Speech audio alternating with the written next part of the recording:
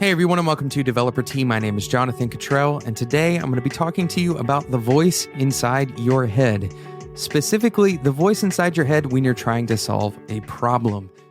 If you are like me, you solve problems by thinking about them internally and maybe trying to write them out on a piece of paper, or maybe solve them in code. But sometimes the best way to solve a problem is to talk it through. And to take it one step further, talking it through with another person can be incredibly powerful, especially if the problem has any kind of creative aspect to it.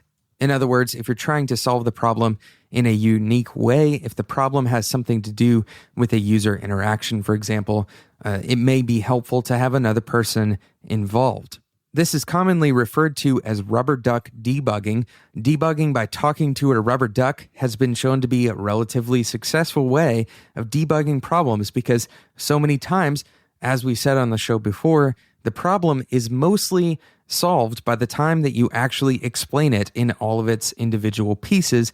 And talking to a rubber duck, for example, and explaining exactly what the problem is often leads to some kind of epiphany. But talking to a person has a secondary value, and that is that you are showing that person how you think.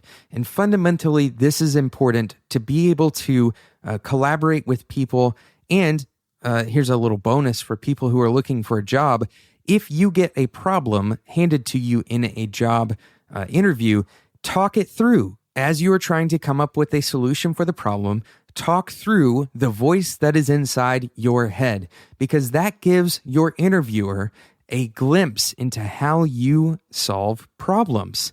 This is fundamentally important for an interviewer to understand exactly how you go about solving problems. And if you keep it all in your head, then your interviewer doesn't know the difference between you and another person who is thinking absolutely nothing. Here's the other benefit. If you start talking about a problem with another programmer, it is very possible that the problem itself will change. Not the solution, but the problem itself. Because a lot of the time, we don't fully understand the true nature of a problem until we try to solve it with another person.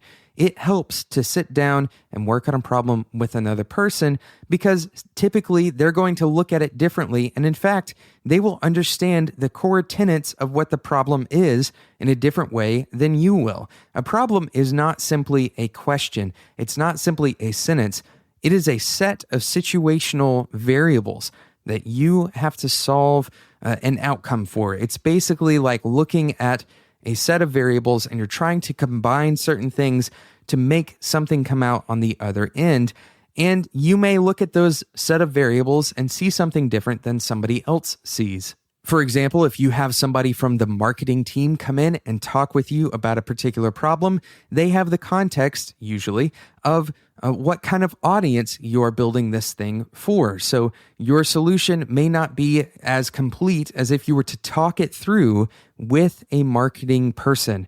If you talk it through with another programmer, they may see some opportunities for optimization, or they might see some opportunities for a better user experience that you didn't see. Unless you were to talk it through with them, you wouldn't have uncovered those things. So talk out what you're thinking, especially when you're solving problems. If you are in an interview or if you are working on the job, talk out what you are thinking.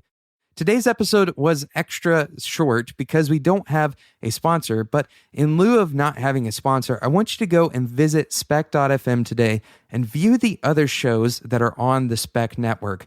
We have quite a few shows now that you would enjoy. If you enjoy Developer T, you're going to like these other shows. Design Details, Vicarious, Does Not Compute, and we have other types of content on there, like Little Bites of Cocoa. If you are an iOS developer, you will love Little Bites of Cocoa. So go and check it out. Spec.fm. It is totally worth your time. And you're already going to be there because that's where the show notes for Developer T are. So click around. Take a look at the other shows that are available on Spec.fm. Thank you so much for listening to today's episode. Make sure, if you don't want to miss out on future episodes of Developer T, that you subscribe in whatever podcasting app that you choose to use. If you are enjoying this show, please consider leaving a review on iTunes. This is the best way to help the show out, and you help other people out. This helps them find the show easier if you leave a review. So go to iTunes and leave a review for Developer Tea. Thank you so much again for listening, and until next time, enjoy your tea.